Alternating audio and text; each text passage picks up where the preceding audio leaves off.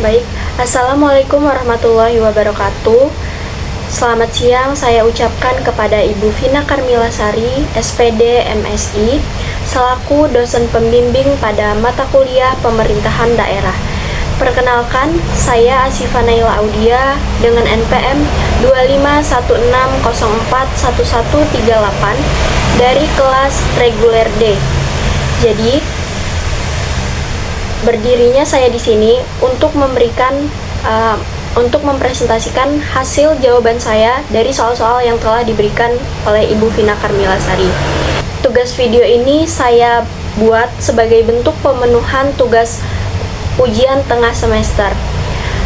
Nah, baik, langsung saja saya akan membacakan soalnya terlebih dahulu.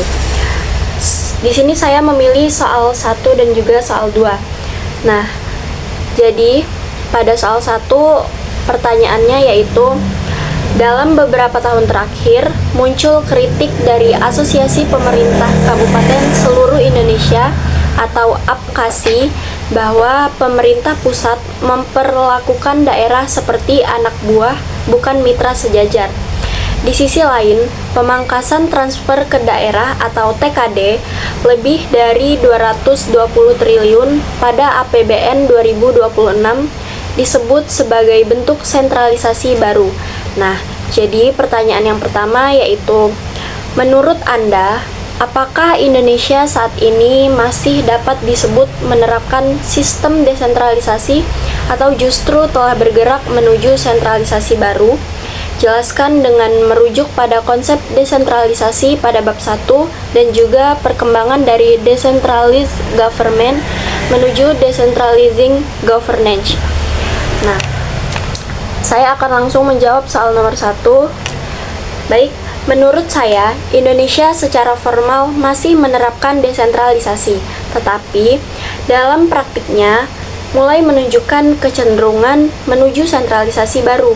Nah, menurut materi yang sudah saya pelajari pada mata kuliah pemerintahan daerah, dalam konteks pemerintahan, desentralisasi merupakan transfer kewenangan untuk merencanakan, mengambil keputusan, dan mengelola sumber daya publik dari tingkat pemerintahan nasional ke tingkat subnasional, seperti provinsi, kabupaten atau kota, atau juga kepada organisasi non-pemerintah. Dapat disimpulkan juga bahwa desentralisasi merupakan penyerahan wewenang dan juga tanggung jawab dari pemerintah pusat kepada pihak lain, baik secara geografis maupun fungsional. Tujuannya adalah untuk mendekatkan pelayanan, meningkatkan partisipasi, mempercepat keputusan, serta mendorong inovasi. Dalam perkembangannya, terdapat pergeseran dari decentralized government menuju decentralizing governance. Decentralized government berfokus pada pembagian kewenangan secara formal dalam struktur pemerintahan, sedangkan decentralizing governance menekankan proses yang lebih dinamis, melibatkan banyak aktor seperti masyarakat dan juga sektor swasta, serta mendorong partisipasi. Namun, meskipun Indonesia saat ini secara konsep sudah mengarah ke decentralizing governance, dalam praktiknya, pemerintah pusat masih sangat dominan, terutama dalam hal fiskal dan juga regulasi. Yaitu, gunakan salah satu dari 3 pendekatan hubungan pusat dan daerah untuk menganalisis mengapa fenomena sentralisasi baru ini bisa terjadi. Nah, jika dianalisis menggunakan pendekatan hukum administratif, fenomena sentralisasi baru terjadi karena pemerintah pusat masih memegang kendali lebih dalam aspek regulasi, kewenangan, dan keuangan daerah. Secara hukum, memang sudah ada pembagian kewenangan antara pusat dan daerah. Namun, dalam praktik administrasinya, pemerintah pusat tetap memiliki otoritas utama dalam membuat regulasi dan menentukan kebijakan strategis. Hal ini menyebabkan daerah hanya berperan sebagai pelaksana, bukan sebagai pengambilan keputusan yang sepenuhnya mandiri. Selain itu, dalam aspek fiskal, daerah masih sangat bergantung pada transfer dari pusat. Ketika terjadi kebijakan seperti pemangkasan transfer ke daerah, kemampuan daerah dalam menjalankan program menjadi terbatas. Ini menunjukkan bahwa kemandirian daerah secara administratif belum sepenuhnya tercapai. Di sisi lain, banyaknya regulasi dari pusat juga mempersempit ruang gerak daerah. Daerah harus menyesuaikan kebijakan lokal dengan aturan pusat sehingga inovasi dan respon terhadap kebutuhan lokal menjadi kurang optimal.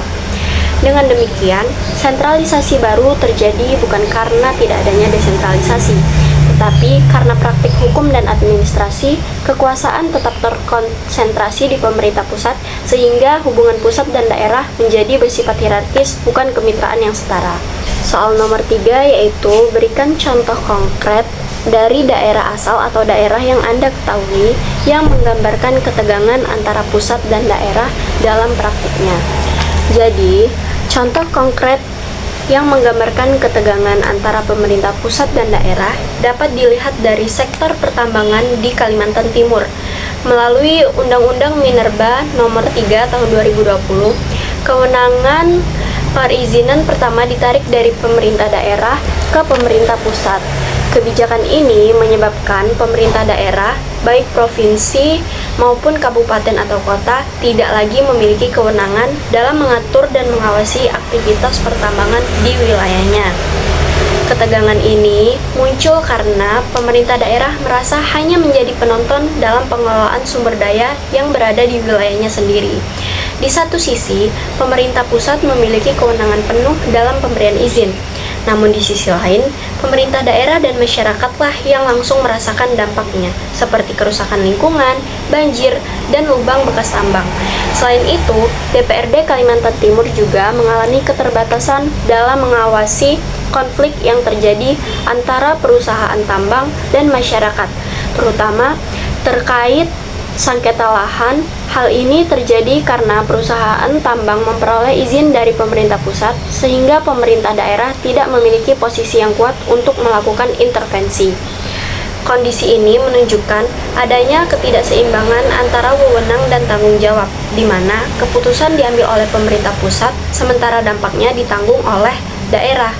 Dengan demikian, kasus ini mencerminkan adanya ketegangan dalam bentuk penarikan kewenangan, perbedaan kepentingan, serta keterbatasan peran pemerintah daerah dalam mengelola wilayahnya sendiri. Untuk soal 2, pertanyaannya yaitu, di Kabupaten Pati, Jawa Tengah, ribuan warga melakukan demonstrasi besar-besaran karena kebijakan kenaikan pajak bumi dan bangunan atau PBB hingga 250%. Bupati yang dipilih langsung oleh rakyat justru menjadi sasaran kemarahan. Di NTB, gedung DPRD dibakar massa karena dugaan korupsi dana pokok pikiran atau pokir yang seharusnya menjadi saluran aspirasi rakyat. Nah, pertanyaannya yaitu, berdasarkan konsep aspirasi, pilihan, dan kepentingan masyarakat, analisislah mengapa terjadi kesenjangan antara pilihan masyarakat, hasil pilkada, dan kepentingan masyarakat yang sesungguhnya dalam kedua kasus tersebut. Sebelum itu, saya akan menjelaskan konsep aspirasi, pilihan masyarakat, dan kepentingan masyarakat terlebih dahulu ya teman-teman. Jadi, aspirasi masyarakat itu merujuk pada harapan, cita-cita, dan tuntutan yang hidup dalam kesadaran kolektif masyarakat suatu daerah. Ekspresi subjektif dari kebutuhan yang dirasakan atau felt needs. Pilihan masyarakat adalah ekspresi konkret dan terukur dari preferensi publik, biasanya melalui mekanisme politik formal. Sedangkan kepentingan masyarakat adalah kebaikan bersama atau common good yang mengutamakan kesejahteraan kolektif jangka panjang atas keuntungan pribadi atau kelompok. Nah, kesenjangan antara pilihan masyarakat dan kepentingan masyarakat terjadi karena keduanya merupakan konsep yang berbeda. Pilihan masyarakat adalah hasil dari pengumpulan suara masyarakat secara berkala seperti pilkada, sedangkan kepentingan masyarakat adalah kebaikan bersama dalam jangka panjang yang bersifat lebih luas dan mendalam. Dalam praktiknya, pilihan masyarakat seringkali dipengaruhi oleh faktor jangka pendek seperti popularitas kandidat, janji politik, atau kepentingan kelompok tertentu sehingga tidak selalu mencerminkan kepentingan publik yang sesungguhnya. Selain itu, adanya fenomena seperti elite capture juga menyebabkan aspirasi masyarakat dapat dimanipulasi oleh kelompok dominan.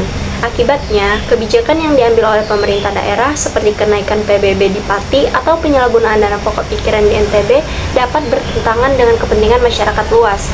Hal ini menunjukkan bahwa proses dari aspirasi dan pilihan menuju kepentingan publik tidak bersifat otomatis, melainkan penuh dengan konflik dan juga penyimpangan. Nomor 2, dengan menggunakan tangga partisipasi Arnstein, evaluasilah apakah mekanisme partisipasi yang ada seperti musrenbang, reses DPRD, dan dana pokir benar-benar telah memberdayakan masyarakat atau hanya sekedar tokenisme. Berikan argumen Anda. Jika dianalisis menggunakan tangga partisipasi Arnstein, partisipasi masyarakat dalam kasus tersebut cenderung pada tingkat tokenisme, yaitu partisipasi semu di mana masyarakat dilibatkan tetapi tidak memiliki pengaruh nyata dalam pengambilan keputusan.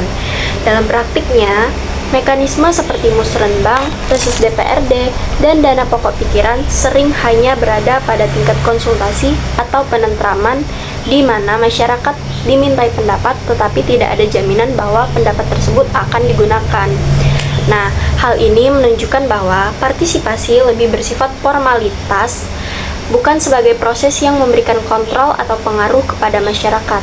Dengan demikian, partisipasi yang ada belum mencapai tingkat citizen power seperti kemitraan atau pelimpahan kekuasaan yang memungkinkan masyarakat benar-benar terlibat dalam pengambilan keputusan. Untuk soal yang terakhir, jika Anda menjadi kepala daerah di daerah Anda sendiri, langkah konkret apa yang akan Anda ambil untuk memastikan bahwa aspirasi masyarakat benar-benar tersalurkan dan kepentingan publik jangka panjang tidak dikorbankan oleh kepentingan politik jangka pendek?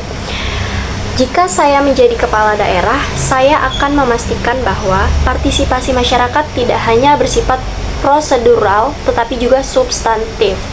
Yang pertama, saya akan memperkuat desain partisipasi yang inklusif dengan memastikan kelompok rentan seperti masyarakat miskin, perempuan, dan juga kelompok marginal memiliki ruang untuk menyampaikan aspirasi secara setara. Yang kedua, saya akan mengubah mekanisme partisipasi seperti musrenbang dari sekedar konsultasi menjadi kemitraan, di mana masyarakat memiliki peran nyata dalam menentukan prioritas kebijakan itu. Yang ketiga, saya akan meningkatkan transparansi dan akuntabilitas dalam penganggaran agar masyarakat dapat mengawasi secara langsung. Yang keempat, saya akan mendorong penggunaan partisipasi digital secara efektif, bukan hanya sebagai simbol, tetapi sebagai sarana yang benar-benar mempengaruhi kebijakan. Dengan langkah tersebut, partisipasi masyarakat dapat bergerak dari tokenisme menuju citizen power, sehingga kebijakan yang dihasilkan lebih mencerminkan kepentingan publik jangka panjang. Sekian jawaban yang dapat saya sampaikan. Apabila ada salah kata, saya mohon maaf. Kepada Allah, saya mohon maghfirahnya. Saya akhiri. Wassalamualaikum warahmatullahi wabarakatuh.